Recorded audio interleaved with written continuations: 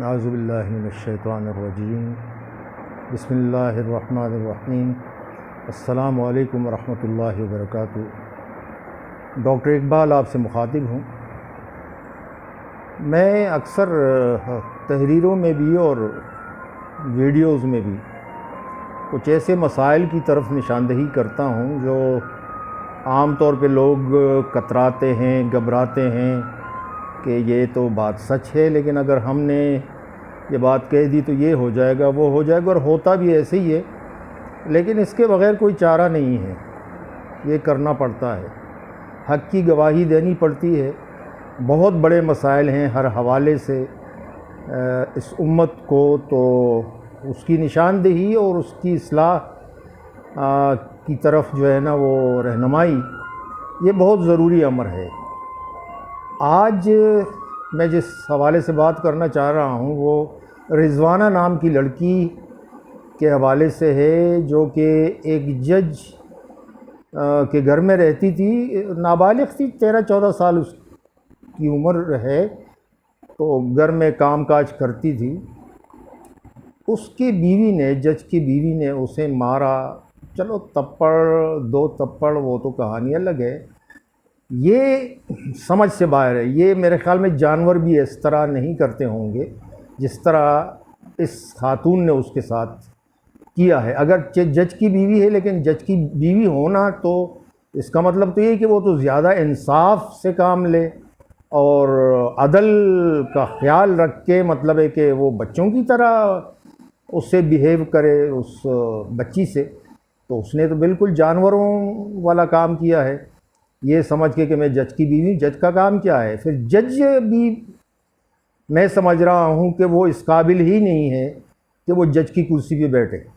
وہ جب اپنے گھر کے اندر انصاف نہیں کر سکتا اور اتنی بڑی انسانیت کے خلاف ایک جرم کو مسلسل نظر انداز کر رہا ہے، کوئی اندھا تو نہیں تھا، تو وہ جج کی کرسی پہ بیٹھنے کے قابل ہی نہیں ہے۔ لوگ تو مطالبہ کرتے ہیں کہ جج کی بیوی کو سزا دی جائے، گرفتار کیا جائے۔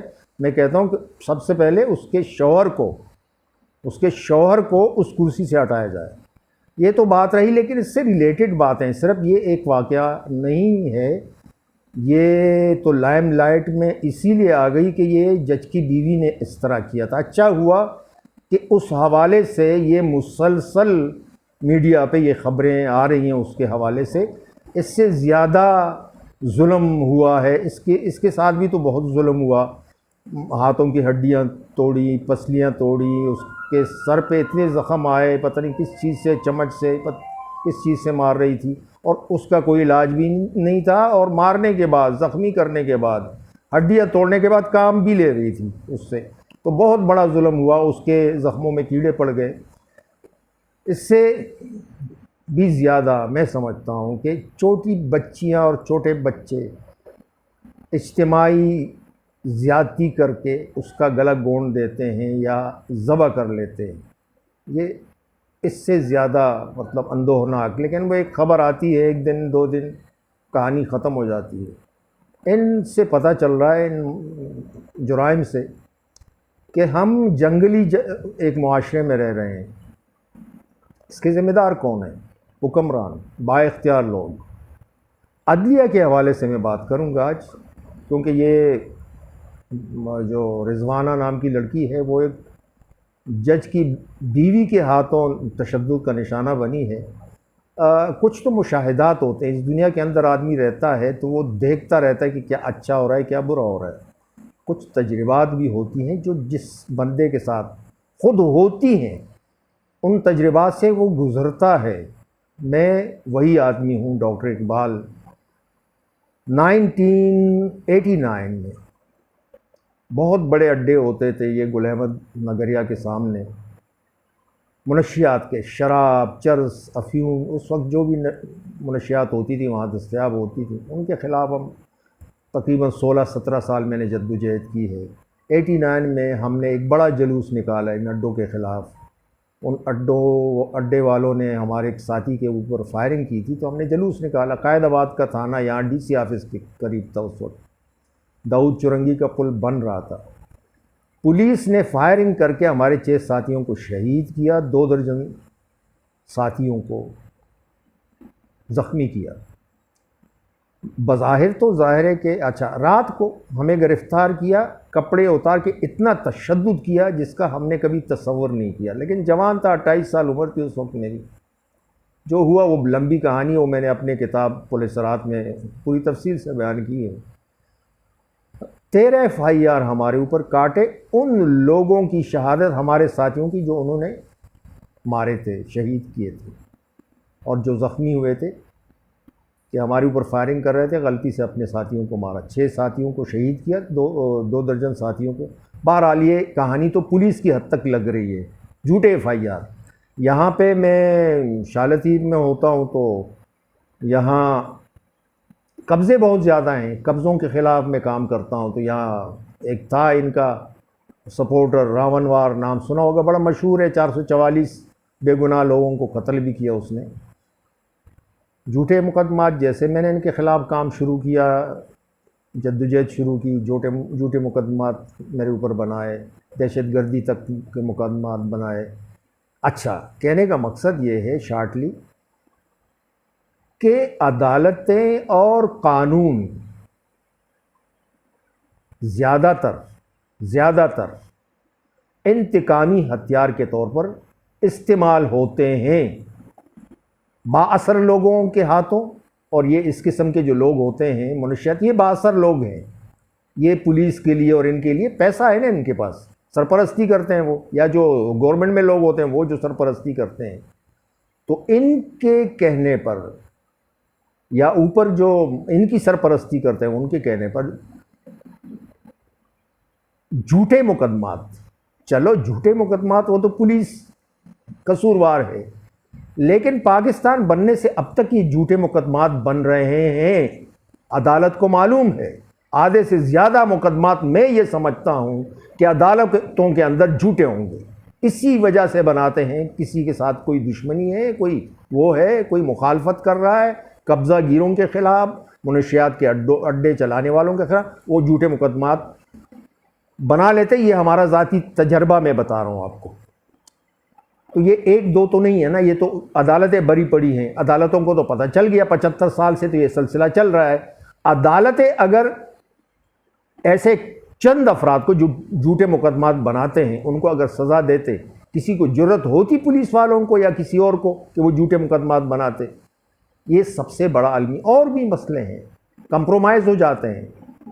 میں ذاتی تجربہ بتا رہا ہوں، میں سپریم کورٹ بھی گیا ہوں، ہائی کورٹ کے حوالے سے میرا تجربہ ہے، ہائی کورٹ کے حوالے سے، اور یہ لوور کورٹ جو ہے کہ کمپرومائز ہو جاتے ہیں۔ اثر رسوخ ٹیلی فون کال یا جو بڑے توڑے سے آگے ہیں، وہ ظاہر ہے کہ پیسے لے کے مطلب کمپرومائز ہو جاتے ہیں۔ یہ میرا ذاتی مطلب ہے کہ وہ ہے، تاثر کہہ لیں یا کیا کہہ لیں، کچھ بھی کہہ لیں، کتنے پیسے لیے کیا لیے وہ میں نہیں کہہ سکتا، لیکن یہ میں کہہ سکتا ہوں کہ پیسے لیے یا اثر رسوخ کی وجہ سے وہ استعمال ہوئے ہیں، فیصلے غلط دیے ہیں۔ تو یہ سب کچھ ہو رہا ہے۔ سب سے پہلے بات تو یہ ہے کہ یہ ہماری عدالتیں، جو قانون جس میں چل رہا ہے وہ یہ تو ہمارا قانون ہے ہی نہیں۔ یہ جو پاکستان کا جو نعرہ لگا، وہ بنا رہے تھے جو نعرہ لگا تھا کہ پاکستان کا مطلب کیا، لا الہ الا اللہ، لا الہ الا اللہ کا مطلب ہی یہی ہے کہ یہاں پہ شریعت نافذ ہوگی، اسلام نافذ ہوگا، اسلامی نظام ہوگا، جمہوریت نہیں ہوگی، یہ انگریز کا قانون نہیں ہوگا۔ کہاں گیا وہ نعرہ؟ یہ دھوکہ دینے کے لیے مسلسل 75 سال ہو گئے، دھوکہ دینے کے لیے اس قسم کی باتیں ابھی بھی اسلام کا نام لیتی ہیں کچھ جماعتیں، اور مطلب ان کا کیا ہوتا ہے؟ کرسی کے اوپر بیٹھنا، اقتدار پہ قبضہ کرنا، وسائل پہ قبضہ کرنا۔ تو یہ میں اصلاح کے لیے، لوگوں کی توجہ کے لیے یہ باتیں کر رہا ہوں، اصلاح کی غرض سے، اور یہ ہیں یہ باتیں، اور یہ ہر کوئی آدمی کر نہیں سکتا۔ سیدھی سی بات ہے، توہین عدالت، توہین انسانیت کچھ بھی نہیں ہے۔ آدمی کو زندہ جلا دو، اس کے ٹکڑے ٹکڑے کر دو، کچھ بھی نہیں ہے۔ آپ اگر سچ بولو اس حوالے سے، کسی عدالت کے حوالے سے سچ بولو یا کسی بڑے جرنل کے حوالے سے کوئی سچ بولو، کوئی تو توہین ہو جاتی ہے، غداری کی ہے، پکڑ لو اس کو گرفتار۔ پھر کیا کرتے ہیں؟ مسنگ کرتے ہیں، اغوا کرتے ہیں، تشدد کرتے ہیں، اور مار دیتے ہیں، جان سے مار دیتے ہیں، ان سے کوئی پوچھ گچھ نہیں ہے، پھر کہتے ہیں قوانین بناتے ہیں۔ اگلی ویڈیو میرے اس حوالے سے ہوگی۔ آپ کو قوانین بنانے کی ضرورت ہی کیا ہے؟ آپ جو لوگوں کو مسنگ کرتے ہو اس کے حوالے سے کوئی قانون ہے؟ یا جو آپ مار کے کسی ویرانے میں پھینک دیتے ہو وہ کسی قانون کے تحت کر رہے ہو؟ اگر بنانا بھی ہے قانون تو پھر یہ قانون بنا لو کہ ہم کسی کو اغوا کر سکتے ہیں، اس کے اوپر تشدد کر سکتے ہیں اور اس کو مار بھی سکتے ہیں، پھر یہ قانون بنا لیں۔ اس حوالے سے اگلی انشاءاللہ ویڈیو میں بناؤں گا۔ اور بہرحال شہادت کی آرزو میری ہے، مجھے کوئی پرواہ نہیں ہے کسی کی کیا کرتے ہیں کیا سوچتے ہیں۔ جو حق ہے جو سچ ہے وہ میرے خیال میں کہنا چاہیے، وہ فرض ہے کہنا۔ السلام علیکم ورحمۃ اللہ وبرکاتہ۔